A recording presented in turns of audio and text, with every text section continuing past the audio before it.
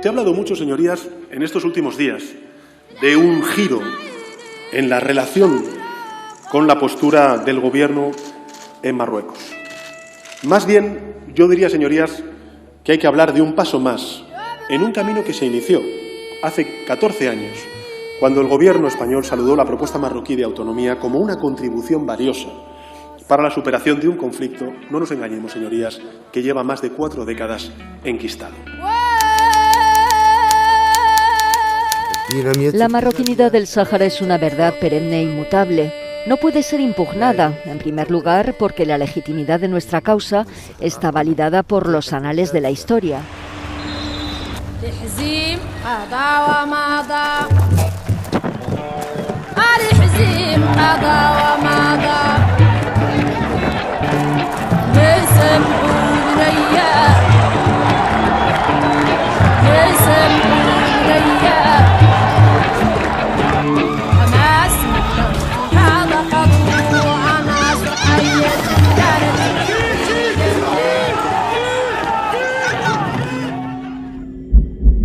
Contar la verdad tiene sus costes y a veces son muy grandes. Yo creo que una de las cosas que ha demostrado los saharauis dentro de las zonas ocupadas es el hecho de ser valiente y tener la suficiente madurez de asumir esos costes. En las zonas ocupadas no es que lo digamos los saharauis, es que lo dicen propias organizaciones internacionales.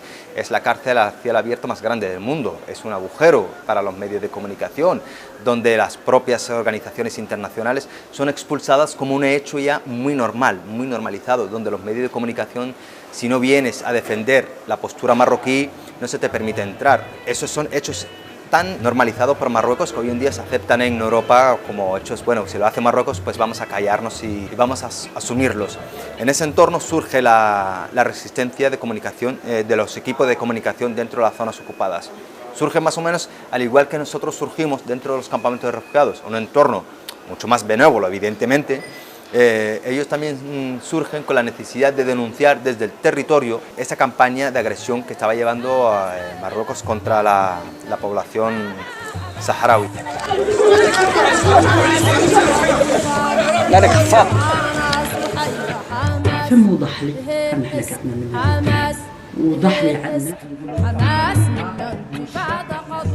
اسمي نزهة الخالدي، ناشطة في مجال حقوق الإنسان، عضو الفريق الإعلامي الصحراوي.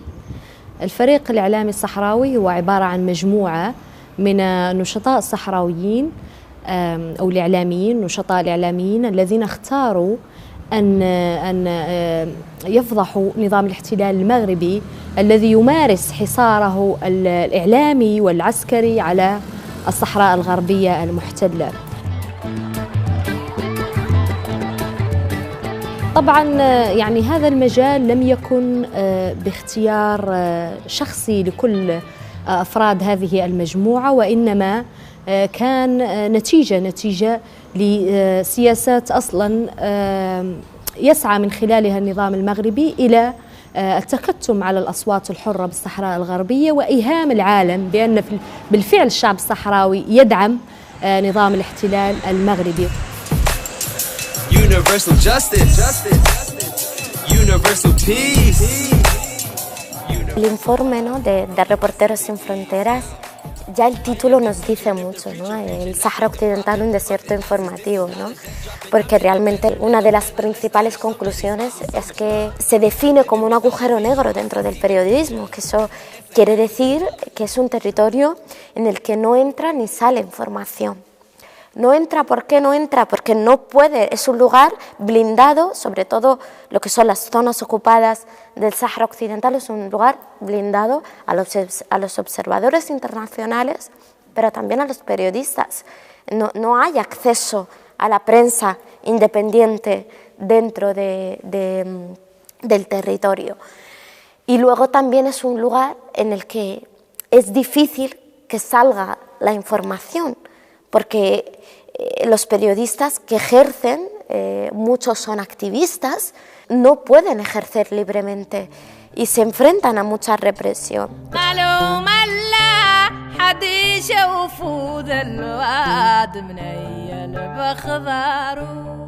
حقيقة أنه في سنة 1999 بدأت أول يعني المظاهرات والانتفاضات العلنية القوية على مستوى الفعل الجماهيري وعلى مستوى الحجم،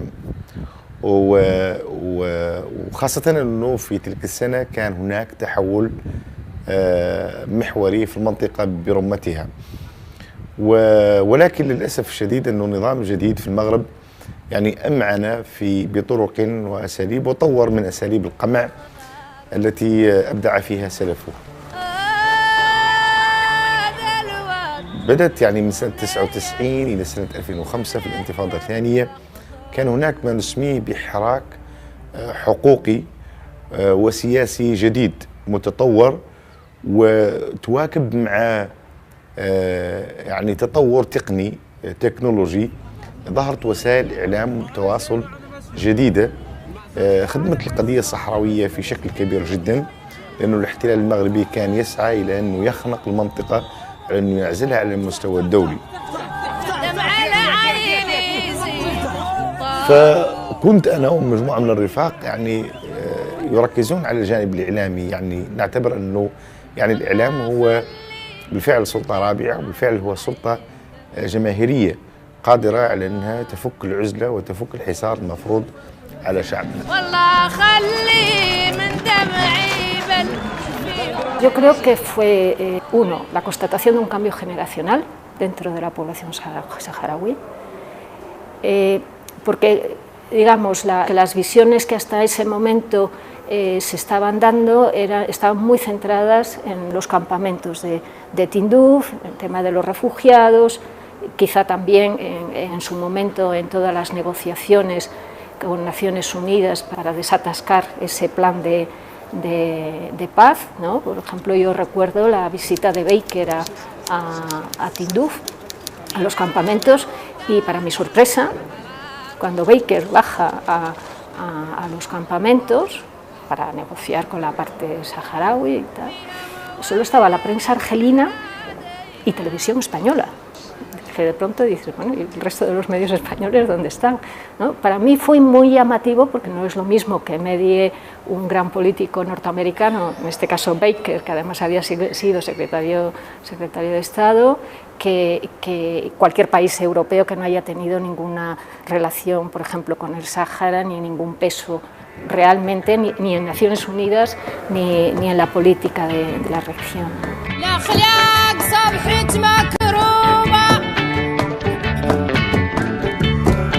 Nosotros teníamos también la necesidad de explicarle al mundo, desde nuestros propios medios de comunicación oficiales, cómo funciona el Estado saharaui. Nosotros teníamos ganas de demostrar que es un Estado viable, es un Estado que refleja las aspiraciones legítimas del pueblo saharaui, y a través de los medios de comunicación ser un enlace dentro de los campamentos de refugiados para importantes medios de comunicación que pudiese cubrir algunas paradas importantes.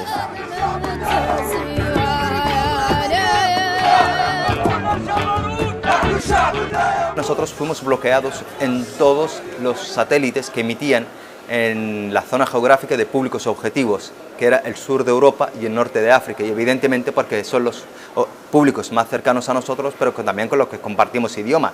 Y nos bloquearon simplemente porque Marruecos, con sus tentáculos de lobby y de relaciones, evitó que cualquier satélite que emitiese en esa franja geográfica pudiese alojar la RAS TV como portavoz del pueblo saharaui. Después, evidentemente, nos vimos obligados a emitir en satélites que cubrían una zona geográfica muy lejana a nuestro entorno, tanto idiomático como cultural, que cubría el sur oeste de África.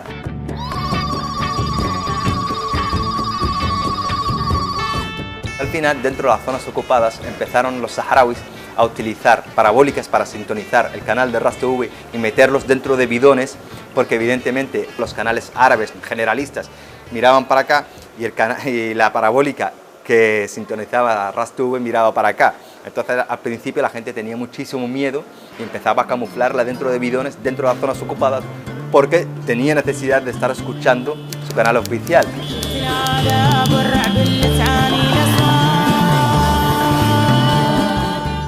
فتطور العمل في سنة 2009 عندما أسسنا الفريق الإعلامي الصحراوي إيكيب ميديا. في نقاشاتنا طيلة 4 سنوات يعني منذ سنة 2005 كانت نقاشات حول الطريقة والأسلوب، ماذا نريد؟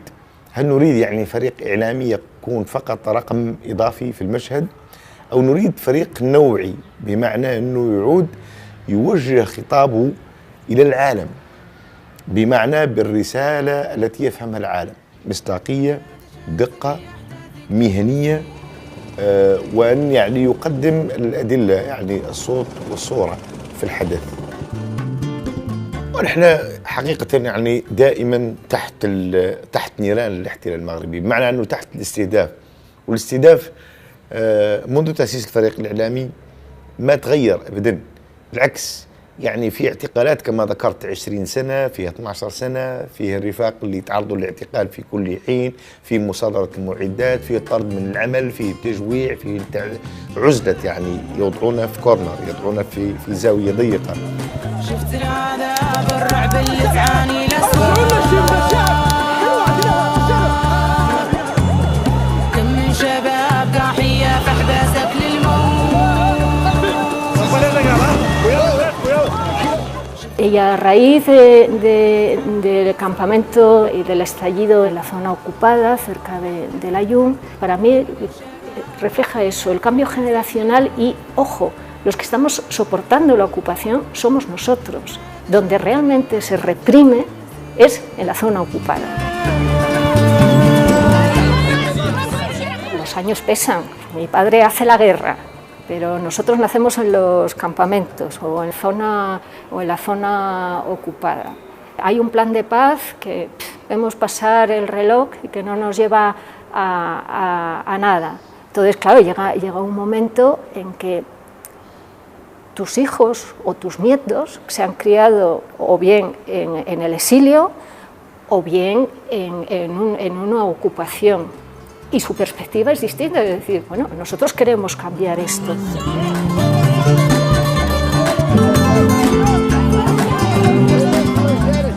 فكانت المعركة طويلة جدا والمعركة معقدة. نحن نتحدث يعني عن نضال من نوع آخر ميداني بالفعل، تعريض الرفاق لحياتهم يعني للخطر، تعذيبهم مرات عدة، اعتقالهم مرات عدة. وهنا نتحدث بالفعل على أن كل يعني أعضاء هذه المجموعة هم ضحايا الاعتقال التعسفي، ضحايا التعذيب، يعني ضحايا السجون، من بينهم معتقلين ولا زالوا فعلا رفاق وأعضاء هذه المجموعة في الاعتقال التعسفي يحاكمون محاكمات صورية وتهم ملفقة لتجريم عملهم كإعلاميين ولردع باقي الرفاق، يعني من أجل التوقف عن مواصلة يعني هذا العمل المؤثر، لأنه فعلا أثر في النظام المغربي ونظام الاحتلال المغربي، ومحكوم عليهم طبعا بسنوات ليست بالقصيرة. يعني رفاق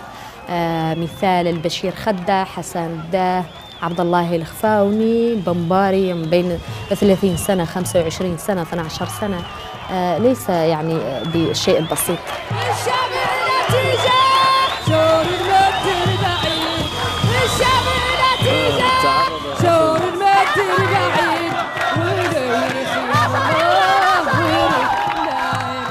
El informe se centra sobre todo en los periodistas presos después de las protestas de Gdeim Izik en 2010 y recoge el testimonio, ¿no?, de estos periodistas que no pudieron ejercer.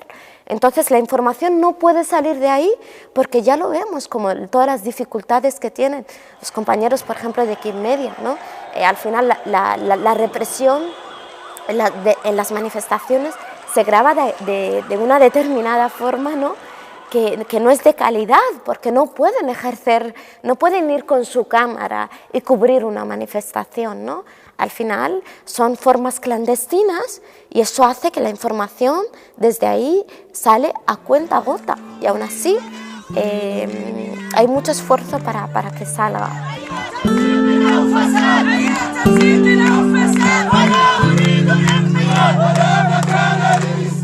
El juicio de Gdeim Izik fue, el lugar era espectacular porque era el Tribunal Militar de Rabat, el corazón del poder militar marroquí.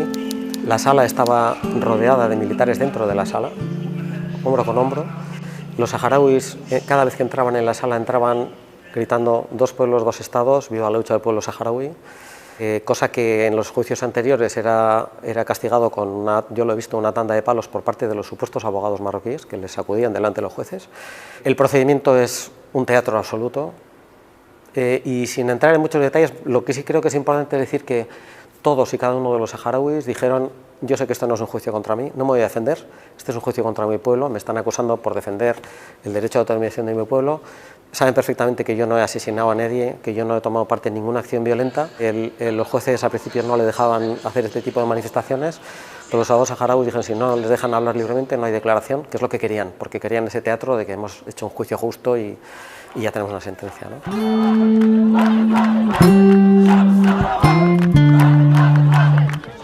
Los saharauis entraban a las tantas de la mañana, los traían de la prisión, dormían muy poco, los dejaban ahí. Las sesiones de los juicios eran de 14 horas, 16 horas, unas palizas monumentales, pero bueno, ellos aguantaban ahí. Lo que al principio no se atrevían a hacer, poco a poco lo fueron haciendo, que fue enseñar las torturas que habían sufrido. Era tan surrealista que, por ejemplo, uno de ellos decían: a mí me han torturado y además en esta sala, donde se estaba celebrando el juicio. Y el fiscal le dijo: no, en esta sala no, en la otra. Esto lo denunció Méndez, el redactor especial de Naciones Unidas contra la tortura, que después de los acontecimientos de Dimisi recorrió el territorio del Sáhara Occidental entrevistándose con la población para saber si se habían producido esas torturas. El relator dijo que habían sido torturas masivas, indiscriminadas, y que no había tenido la oportunidad de reunirse tranquilamente con los saharauis porque las cámaras de la policía estaban permanentemente entre ellos y para asustarles, ¿no?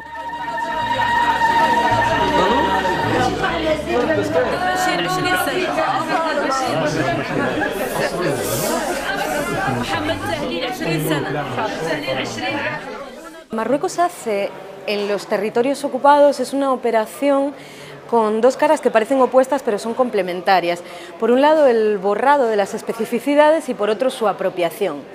Marruecos quiere homologar a toda su población bajo unos mismos principios a través de políticas que por un lado ejercen la represión contra los movimientos que intentan reivindicar una especificidad, pero por otro lado a través de festivales, de políticas culturales, de todo tipo de dispositivos de institucionalización, se intenta decir, bueno, este también puede ser un país diverso que acoge distintas culturas y todo esto forma parte de una misma unidad indivisible, ¿no? Esto forma parte de la estrategia de Marruecos en todo su territorio. En el caso del Sáhara, el agravante es que no forma parte de su territorio, es que es un país, una nación que reclama su soberanía y a la que nunca le ha sido concedida, en un proceso que, como estamos diciendo, tiene todo que ver con la colonización irresuelta. Entonces, ese doble mecanismo funciona muy bien para un silenciamiento de todo lo que sea activismo, porque de lo que se trata es de acallar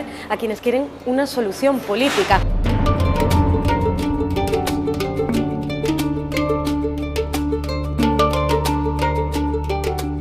Hay una frase que dice: cuando quieres destruir una nación, primero empieza a destruir su cultura.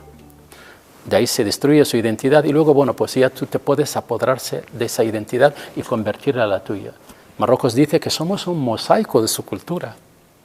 Al menos se reconoce que no somos iguales que ellos. Es un mosaico, es una parte, pero es de la pluralidad marroquí. Pero la realidad es otra. Nuestra cultura es diferente a la cultura marroquí. Es diferente en el sentido opuesto. Nuestra hasanía es una lengua, un híbrido de lenguas africanas y de lenguas senaya. Por lo tanto, no nos entendemos con un marroquí, en absoluto. Nuestra vestimenta es diferente. La personalidad, el temperamento, la psicología social de la persona, las tradiciones, las prácticas sociales es otra diferencia. Por eso Marruecos en estos últimos años cometió lo que yo denomino en mis investigaciones culturicidio de la ocupación.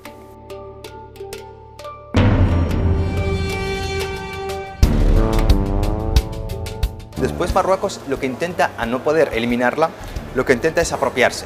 Y sobre todo empieza a apropiarse de la cultura saharaui cuando empieza a manejar el falso proyecto de autonomía Sáhara Occidental como territorio marroquí y empieza a vender a la comunidad internacional que presente una autonomía donde la población saharaui pueda disfrutar de sus derechos básicos, su manifestación cultural e identitaria.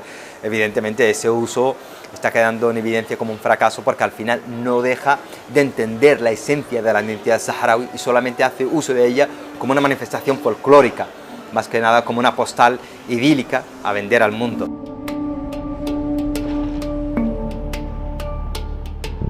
Estamos en Guerguerat, en el sur del Sáhara Occidental, frontera ya con Mauritania. Esta franja fronteriza se ha convertido en el punto caliente por el que han comenzado las hostilidades entre el Frente Polisario y Marruecos. No es una frontera reconocida internacionalmente. El Polisario cree que es ilegal trasladar mercancías como estas por aquí.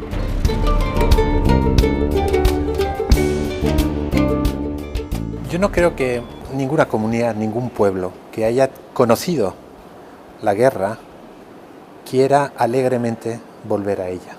Los saharauis llevan mucho tiempo agotando la vía política, la vía de las negociaciones, la vía multilateral. Han pedido en decenas de ocasiones que Naciones Unidas active medidas coactivas, es decir, capítulo 7 de la Carta, para obligar a las partes a cumplir el plan de arreglo. Es decir, la parte saharaui yo creo que ha llevado hasta sus últimas consecuencias el compromiso que habían adoptado a finales de los años 80 y a partir del 91 con el plan de arreglo. Es cierto que había voces que ya criticaban esa actitud, ¿no? Y que demandaban unas nuevas coordenadas, ¿no? Entre otras la vuelta a la lucha armada. La decisión de dar por finalizado el alto el fuego, con la ruptura, porque la responsabilidad es de Marruecos, que rompe el statu quo, ha sido en realidad el último momento, o la razón de esta decisión, una decisión meditada, que tiene muchos riesgos y sobre todo que tiene un enorme coste.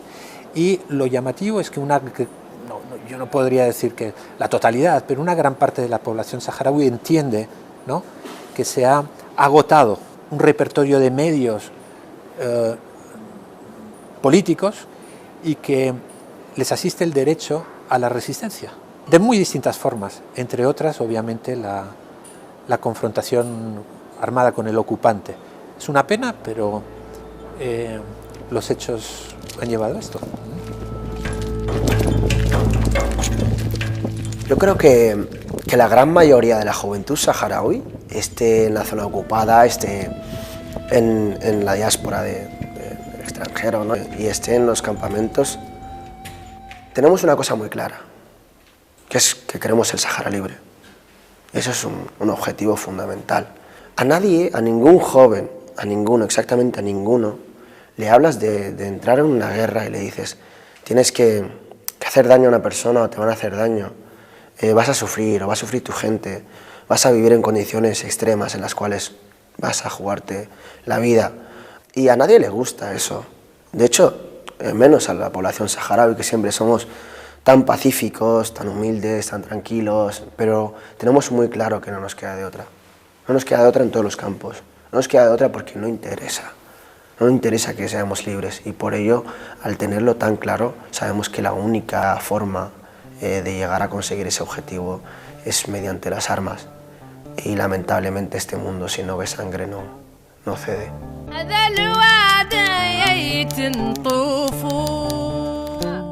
Brahim Ghali hace una declaración oficial al respecto, se rompe el alto fuego y a partir de ese momento hay una escalada, diríamos, en el conflicto a la cual Amnistía Internacional no tiene acceso. Solo conocemos los partes que va enviando periódicamente el Frente Polisario al respecto, pero no tenemos nada más. Lo que sí que podemos certificar nosotros es que hay una escalada en el acoso y el hostigamiento a los activistas y defensores de derechos humanos en los territorios ocupados. Para contextualizar un poco eso, que creo que es muy importante empezar a comentar la absoluta imposibilidad de llegar a los territorios ocupados, no solo por parte de Amnistía Internacional, sino por la mayor parte de organizaciones en favor de los derechos humanos del mundo. Una muestra es este arresto domiciliario de Sultana Jaya, arresto domiciliario además sin una orden de detención, es decir, no se le ha enseñado jamás ningún tipo de documento formal por parte de las autoridades judiciales o por parte de ninguna autoridad conforme tiene que estar recluida, pero está recluida de facto en su casa. No solamente ella, sino también su hermana, también su madre han sido objetos de maltrato y no les dejan salir en absoluto. Hemos visto vídeos en los cuales se ve su domicilio y en los cuales está todo lo que es la puerta y los alrededores, están con una notable presencia policial. Evidentemente es una actitud, diríamos, sistemática por parte de las autoridades marroquíes el hecho de impedir que haya ningún tipo de acceso a la información por parte de nadie. Y hay que decir que gracias a la labor de muchos y muchas defensores y defensoras de derechos humanos podemos hacer, diríamos, informes sobre lo que está sucediendo de una manera, como siempre, objetiva y completamente independiente de lo que está sucediendo allí.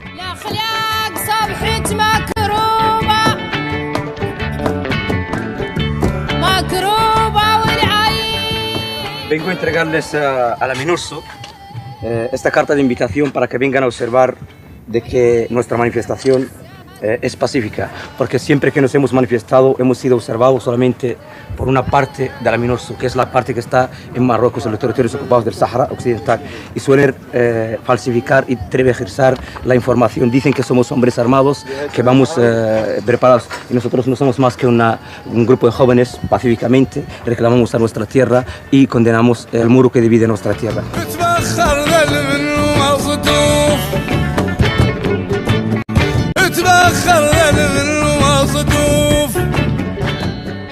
Yo confío que la solución que va a tener ese conflicto es la que quiera el pueblo saharaui, evidentemente, va a ser así.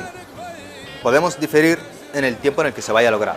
Podemos diferir si yo tendré posibilidad de vivirla o no. No me atrevo a ponerme esos topes para no desilusionarme y para no rendirme. Pero sí que entiendo que cuando se solucione este conflicto respetando las aspiraciones del pueblo saharaui, lo que es el muro va a ser una de las heridas más difíciles de sanar. Porque es una herida geográfica que trazó artificial Marruecos de 2.700 kilómetros que atraviesa todo el territorio del Sáhara Occidental. Y no solamente como una fortificación militar, que de ser la segunda barrera militar más grande del mundo, construida por el hombre después de la muralla china, que ya con eso se puede presentar un dato para ubicar a la gente, sino que la cantidad de minas y bombas de fragmentación que rodean este muro.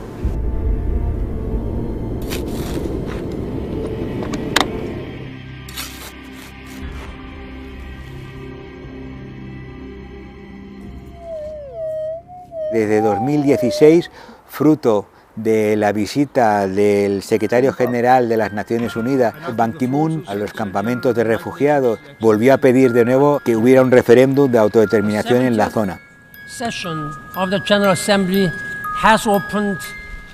Como consecuencia de eso, fueron expulsados una parte muy importante del contingente de la MINURSO, gente que es muy importante en la acción de desactivado de minas. Porque por una parte es muy importante el desactivado de estas minas y por otra parte es muy importante una buena formación sobre qué hacer y qué no hacer o cómo reconocerlas a la población. ¿La MINURSO para qué? ¿Qué misión en el mundo en la que no incluye en sus departamentos y en su apartado velar por los derechos civiles? ¿Qué misión de paz es esta?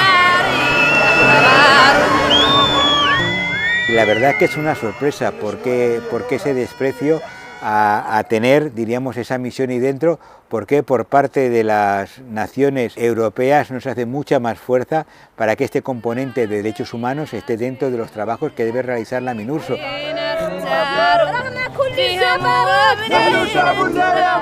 Marruecos ha llevado a cabo una colonización en pura regla, o sea, una colonización como la que está llevando a cabo Israel en los territorios ocupados palestinos, violando los convenios de Ginebra que prohíben expresamente el traslado de habitantes del territorio del Estado colonizador al Estado colonizado. Incluso antes de que se cerrara el censo, los sucesivos secretarios generales de las Naciones Unidas denunciaron que se habían producido otras 2 oleadas de llegada de colonos marroquíes.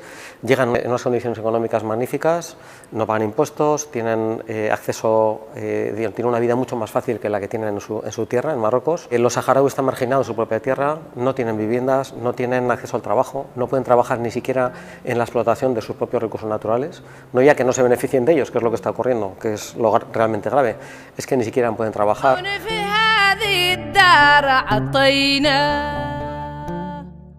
Yo creo que hay que abordar la cuestión de los recursos económicos como una violación del derecho. Es decir, esos recursos son recursos naturales de un territorio no autónomo que deben revertir en la población. Deben ser la base económica del futuro Estado saharaui. Lo que hoy está ocurriendo es apropiación ilegal de esos recursos y eso en derecho internacional se llama saqueo.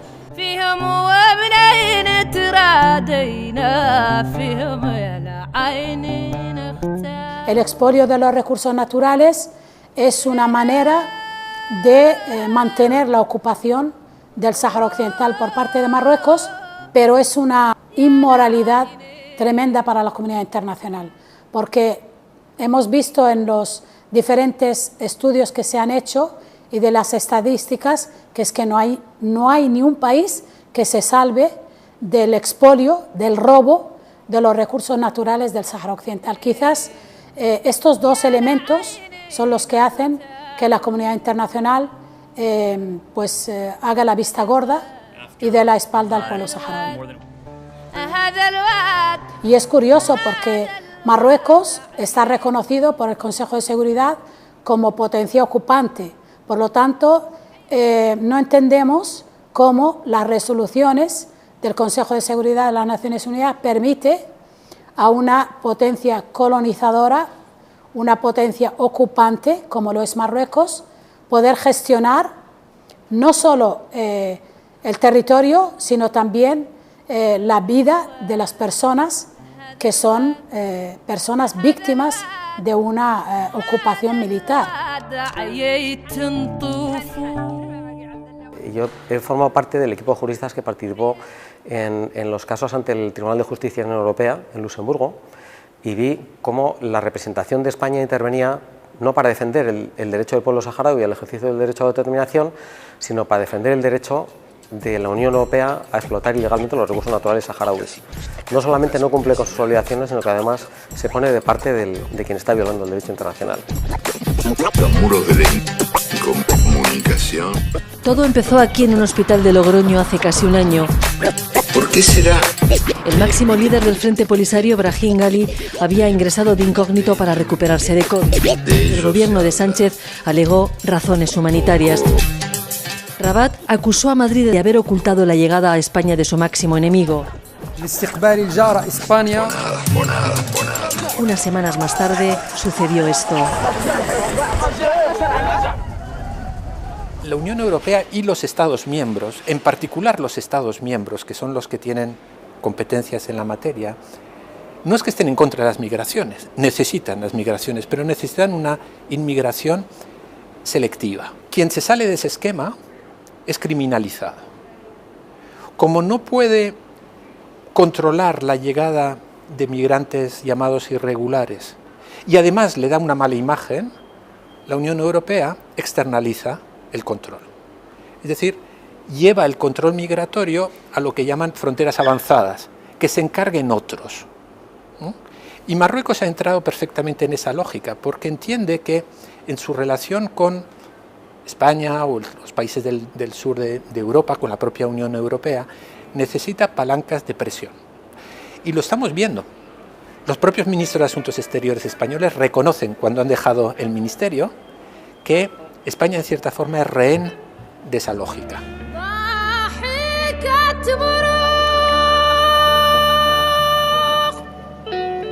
La cuestión migratoria es un objeto de chantaje.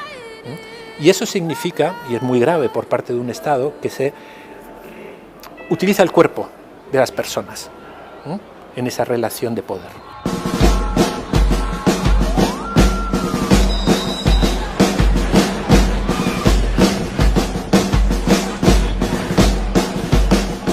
Por otro lado, los medios también son muy cuidadosos con Marruecos. Sabemos que el país vecino tiene muchos intereses económicos y comerciales compartidos con España y también en los medios de comunicación. También ahí hay inversores a los que no se quiere descontentar. Pero aparte de todo esto, yo creo que también hay un problema con el relato en torno a toda esta historia, ¿no? Incluso ahora, recientemente, cuando se ha reactivado la guerra entre el Sáhara Occidental y Marruecos y cada día llegan noticias de un frente que tiene un conflicto abierto, seguimos sin ser capaces de oírlo y de escucharlo. Por eso también es muy importante renovar las narrativas en torno a estos temas viejos que creemos que ya conocemos, intentar ver de qué manera siguen enganchando con lo que ocurre hoy y cómo podemos hacer que se escuchen de nuevo.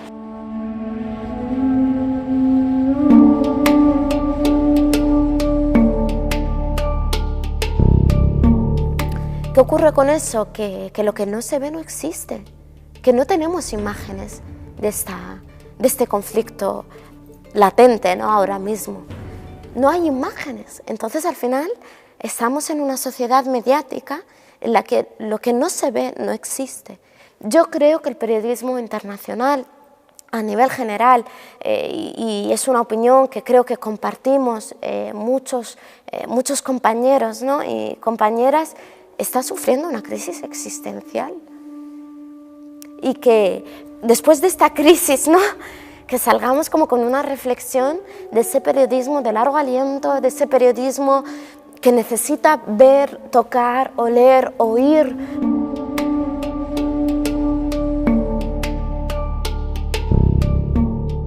Quizá pienses que tu voz no me llega, que el malvado siroco la rapta antes de llenar mis sentidos. Quizás sueñes que el eco es mudo, el espejo ciego y los versos se acobardan. Se agolpan tus clones y alborotados pugnan por salir en blanco y negro de mi garganta. A veces escupo, casi siempre embucho, ira, sangre, paz, tierra.